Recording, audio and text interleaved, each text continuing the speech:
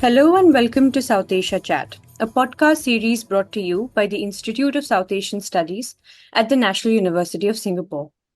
I'm Devyani Chaturvedi, Research Analyst at ISAS, and I will be your host for today's episode. India's Prime Minister Narendra Modi visited Washington D.C. on 13 February 2025 to hold his first bilateral talks after Donald Trump's election as the US President.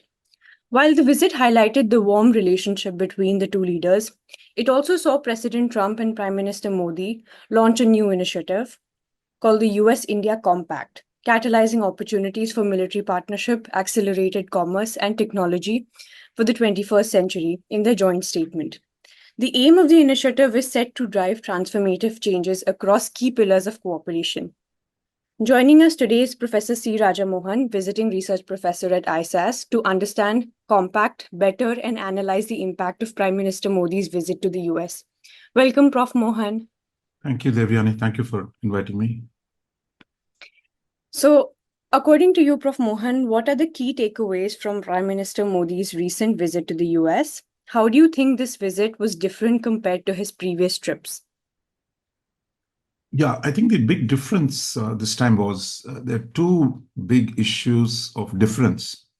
We've had differences before. We had big issues before. For example, there was a time in the 90s, the nuclear question was a big problem. There was a question of Pakistan. There was a question of Kashmir and terrorism. I think we had crossed all those issues and really stabilized the relationship in the 21st century. And we've seen continuous upward movement of this relationship over the last 25 years. But as President Trump came back to the White House for a second time, two big questions loom large over the relationship and probably threaten to cast a shadow over the nature of the relationship. One was the question of migration, that is immigration from India. The other was the question of trade question, where India's trade surplus with the United States. So Trump was not raising these two issues exclusively in relation to India, but for the whole election campaign and for the domestic politics, curbing illegal immigration, putting restraints on legal immigration, and restoring, a balanced trade with the key trading partners. These were general issues which propelled Trump to the White House, and that he's taken up those issues with all of his partners. I mean, that's including starting with Canada and Mexico, the European Union, China, and all of whom he's actually imposed tariffs against them, and a general set of tariffs on all partners, and with a plan to impose reciprocal tariffs sometime in April. So these two issues then were very big for the American domestic politics. They were highest priorities for Trump, and India had to address them. And I think this is where Prime Minister Modi and his team were quick to see the gravity of these issues and move to address them to the satisfaction of President Trump. On the illegal immigration, I think India agreed very quickly to take back verified Indian illegal immigrants in the US. On the question of legal immigration, of course, India is not, it's an argument within their society between the businesses which want more technology talent and the range of political activists who feel immigration of even legal immigration depresses the wages of American professionals, therefore should be discouraged. But that's an argument that will be settled internally. But by agreeing to take the illegal immigrants back, I think Prime Minister Modi put that on took it off the front burner, if you will. And in return, India is also pressed Trump to increase visas for Indians, those students, professionals, and others. So there, I think Trump seemed to be broadly supportive of that idea. On the trade question, what the two sides did was to really, shall we say, using an American expression, kick the can down the road. That India recognizes the importance of reducing the trade deficit, importing more things from the US, and giving better market access to American goods. So, well before Mr. Modi went to the US, the Indian budget presented on February 1st hinted at some duty reductions on major goods of US interest. And when Prime Minister Modi got there was talk about buying more energy from the US, buying more weapons from the US, two major items that could reduce the trade deficit. But you still need a formal trade agreement, I think. The two sides have agreed that they will resume the trade talks, which were initiated in the first term of Trump, and that they will try and conclude a fair trade deal by the time Trump comes to India sometime later this year. So I think the two big issues, the differences were narrowed down, and given both sides have given themselves time to deal with those differences, this created the basis for a more expansive agenda of cooperation on a range of areas. Absolutely. Prime Minister Modi referred to cooperation between the US and India as a mega partnership, with both nations setting a target of about $500 billion in bilateral and expanding the trade by 2030. In these efforts to expand bilateral trade, what would be the key focus areas between the two countries? No, as I mentioned briefly, I think there are two things which are easy to do. I mean, one is energy. As Trump said, India needs energy and America has it. So Trump is planning to massive expansion of US energy, hydrocarbon production. And I think it'll be quite easy for India as long as there is gas and oil to export from the United States. Second is the buying more weapons from the US. These are also big ticket items. And I think here the what India has asked for in return to buying more US weapons is really better access to American defense technology, more co-production, and to remove some of the restrictions. To remove some of the restrictions on transfer of US arms to India, and Trump agreed to review those restrictions. So I think they've created, a different template for India to do more on defense industrial cooperation with the US. And on the nuclear sector, India's long promised to buy nuclear reactors from the US, but India's domestic laws, the Atomic Energy Act as well as the Liability Act, had limited the possibilities. Here, India is saying they will amend these laws to facilitate more private sector investment of Indian as well as American. And I think that should open the way for taking the full benefit of the India-US civil nuclear deal that was concluded in almost 20 years ago. Then comes the whole range of market access, which I think that's why the trade deal will work that out. And I think that's where the question of improving the trade to $500 billion. I mean, this target should not be impossible, provided India does its internal reform, because there is demand for reform on the trade front. And Prime Minister Modi has talked about reforms. So let's see how much actually India can get done in the next few months. A common concern when talking about trade amongst all was of Trump's threats of reciprocal tariffs. Now that India has relatively higher tariffs against the US in comparison to the other way around, to what extent do you think Prime Minister Modi's visit helped address apprehensions around tariffs, trade barriers, and supply chain disruptions? I think that's what issue has not been sorted out, but they've agreed on a framework to deal with it. That is, President Trump is expected to come to India to attend a Quad summit sometime later this year. India is the host this year for the Quad summit with Australia, Japan, US, and India, of course. So you have about 6-7 months to actually produce a trade agreement which addresses some of the concerns of both sides. So we have to see how those negotiations play out in the next few weeks and months. I think another key pillar of the compact partnership between the two countries was its focus on defense. And as you mentioned before, defense and energy both were two areas that were extremely focused upon.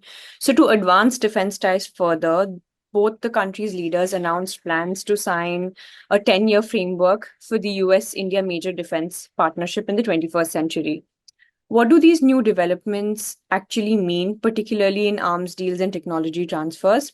And how does this visit and this allusion to these ties kind of impact India's role as a security partner for the US in Asia? Look, I think the major framework, 10-year framework for defense cooperation, is really a continuation of a process. It was in 2005 that the Bush administration and the government of Manmohan Singh signed a 10-year framework for defense cooperation that was renewed in 2015 by the President Obama and Prime Minister Modi. That is coming to an end this year. So they're going to negotiate a new framework. What we've seen happen over the last decade is really the scale and interest of India's defense and security collaboration with the US has significantly improved. So I would expect that the new agreement would be more expansive, more practical than the ones before. And one of the key elements for the US is US wants more logistical cooperation with India, more operational cooperation in terms of military operations in the Indo-Pacific. India, in turn, wants more intelligence sharing. It wants better technological sharing. So I think that's what the two sides are going to negotiate in a new framework. Second, I think India is now trying to modernize its defense industrial base, which for long decades has been a stagnant place. India wants more of its private sector to come in. India wants more of Indian companies contributing to defense production. So I think this could open the door for more cooperation between Indian companies and the US companies to get into the value chains on defense. There is a second aspect you refer to compact that's really focused on technological cooperation. If you look at India-US relations, technology cooperation, especially in the advanced areas, has been one consistent theme over the last 70 odd years. I mean, going back to the 50s, that India wanted, as a developing country, more advanced technology, and US has been an important partner.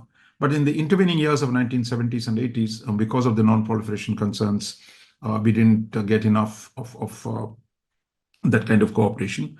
But after the civil nuclear deal, there is now a much greater commitment on the US side to do more technology transfers to India. And we saw the Biden administration negotiate what was called the Initiative on Critical and Emerging Technologies, the ICET. So in a way, Compact is really rebranding the ICET, that continuing with the same idea, but since no political administration likes the previous one, so they're trying to change the name of ICET into Compact and do more. Here again, I think the key would be what are the kind of reforms that India does internally? That how much of a private sector participation in policy and production that it will allow. So I think a lot depends on what India does internally, and I think, but I think Trump administration and India wants relaxation of the remaining restrictions. Trump wants more access. So this is where I think the question of how India and the US can collaborate in the emerging technologies like semiconductors and AI, how they can actually work on the supply chains in relation to these new areas. So they would be quite high on the priority. And I think what we've seen is really a reiteration of strong political commitment by the two leaders. Absolutely. So I think compact is the larger name or acronym they have given to the relationship. There are also several other terms that came up, one of which was trust, which was actually focused on critical and emerging technologies. So trust really stands for transforming the relationship, utilizing strategic technology, and it focuses on areas like defense, artificial intelligence, semiconductors, quantum and biotechnology. So this is also a time where we see that there is a lot of competition going on in accelerating AI infrastructure, and India is kind of positioning or striving to position itself in a sweet spot and trying to actually work on its capabilities to build a platform. So in keeping such desires in mind, how do you think initiatives like the Trust are actually significant for both the countries, and how are they likely to impact AI infrastructure in the future and India's potential to kind of realize it? No, I think what we've seen happen in the last few weeks and even in the last few days, the intensity of the competition between US and China has increased. And I think India is quite clear that its main partner will be the United States. There's really only two big players, and India needs to work closely with the United States on all these areas, which is what the ISET started. And I think now they look to see how soon and how quickly can this be done. So India would also want some of the restrictions that the Biden administration imposed on India in terms of the size of the GPUs, that this is the graphic processing units, key for AI development, that remove some of those restrictions. So I think that is the other area which they will talk about. Here again, I think the there is, Indian side loves these acronyms, so I don't think we should take everything. It's a nice way of putting it. So in a sense, there is overlap between trust and there is overlap between that and the compact. In the compact, you're combining it with trade relations, so it has to be high-tech trade. So there is actually real money, and this is not just a G2G cooperation. So I think it's an ambitious agenda. India needs to do internal reform. The US needs to change its export controls. So that's where the negotiation will be, I think, in the coming years. I think talking about internal reform, a key point that sort of emerged during the India-US bilateral talks right now was energy cooperation. And as you mentioned previously, that the US has hydrocarbons and India needs hydrocarbons for its own energy production. A pivotal area that was also discussed was of nuclear power. And given that India has had a lot of domestic conversation and debate about use of nuclear energy, what do you think would be the possible reforms in narrative and otherwise that are likely to take place in India to further, realize potential in nuclear energy and honor such bilateral ties? No, the government has made it clear. See, look, finally, there is a recognition in Delhi that if you don't change the Atomic Energy Act, that you would not have your private sector participate. And if you don't change the Liability Act, no supplier, private, public, or international, domestic, is going to come, because the Liability Act is against the global norms and puts unnecessary burden on the component suppliers. So it's abolished in India's court that Hmm. the Prime Minister's, the government signaled in the budget they will do this reform. When they will do it, we'll have to see. But I think that's where we are. So the political signal is there. Now the parliament has to act. When the BJP will initiate those bills remains to be seen. Meanwhile, there is also the talk about small and modular power reactors. This Yes. is the new technology in the nuclear stuff that is coming in. There are already some talks between Indian companies and the US companies. So this is another area, a new technology on the nuclear field that has come. Now, Hmm. there is a recognition in the US and India that, look, in order to really push forward on AI, which requires massive amounts of clean energy, the nuclear is a key answer. Therefore, I think there is a context, there's an urgency for India. If it wants AI, it also needs to liberate the nuclear sector from excessive and wrong government control that has remained here. Absolutely. And I think one of my last questions for today's episode would also be that in the previous Trump administration, we saw India play a very critical role in the US's engagement with South Asia. Keeping that in mind, and recently we saw a clip that was circulated with President Trump being asked questions about Bangladesh, and he asked his counterpart, Prime Minister Modi, to answer those questions. How do you think the US is positioning itself, and what would be the role of India in the US's engagement with South Asia? I think over the last decade, I mean, clearly, it's become India first for the US. Historically, there was a very close relationship with Pakistan. But once the US withdrew from Afghanistan, which actually Trump wanted to withdraw in his first term, that finally Biden administration withdrew. So in a way, the stakes in Pakistan for US have declined. That doesn't mean there won't be another occasion for them to rebuild the relationship. But at this point, Pakistan does not figure high on the priorities of the United States. On Bangladesh is a more complicated situation. I think there is a lot of concern in Delhi that look, the U.S. aid and other activist groups in the U.S. have tried to destabilize Bangladesh at India's expense, and that's what led to Sheikh Hasina being ousted. When a reporter asked this question, President Trump, of course, said, "Look, U.S. deep state has no role in this," which is what any president would say. But more importantly, he said, "Look, I leave Bangladesh to India." No, I don't know if he meant the question to India or really speaking about long term. Look, India should take responsibility for its own region. I think this was an idea. It's not new. I mean, going back to the George W. Bush presidency, there was, in fact, the U.S. said, "Look, barring Afghanistan, Pakistan, where they had a big stake, US had a big stake post 9/11, they said, look, rest of the region, India should take the lead." So in a way, what the so-called democracy activists in the Biden administration did was to undermine that understanding. So can that understanding be rebuilt at this point? How do we manage the situation in Dhaka? Those are issues to the fore. But I think over the longer term, it is possible to imagine the US would say, look, India should do more in its own region. So then the ball comes to India's court. Then how does it improve relations with its neighbors? What does it do to bring this region together? How does it integrate? But we are clearly in a new phase. Historically, US supported Pakistan. That was not acceptable to India. Today, that phase is over, I would say. And Bangladesh is still a relatively minor issue. Therefore, I think for India playing a larger role in South Asia and Indian Ocean is actually acceptable to the United States. The question is then, what does India do? Finally, to what extent do you think that Prime Minister Modi's visit addressed India's short and long-term apprehensions?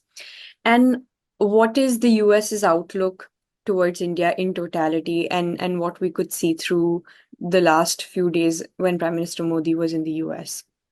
Look, I think the outlook is pretty good. I mean, see, look, compared to the treatment Trump has meted out to his close allies, including two neighbors, I think the engagement with Mr. Modi was very respectful, a lot of goodwill.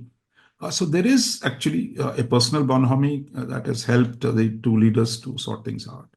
And the US also sees that India as a rising power can be a partner.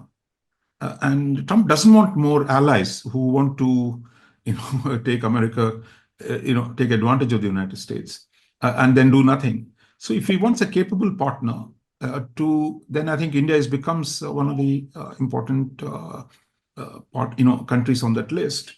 So therefore, I think what you have today is once we manage the immigration issue and the trade issue, and agreed to some kind of a broad burden sharing in terms of security, that what India can do and what US can do, then I think you'll have actually possibly a transformative phase in India-US relations.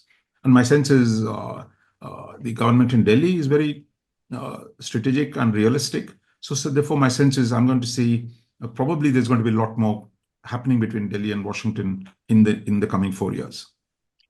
Thank you so much, Prof. Mohan. I think even the press statement that both the countries issued kind of alluded to extremely close-knit cooperation in the upcoming years, especially with a lot of the acronyms kind of realizing their potential. Thank you so much for sharing your insights with us.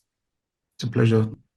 You were listening to South Asia Chat. To learn more about our work, please visit us at isas.nus.edu.sg. You can also get updates from our social media platforms. We are on Facebook, Instagram, LinkedIn, and Twitter.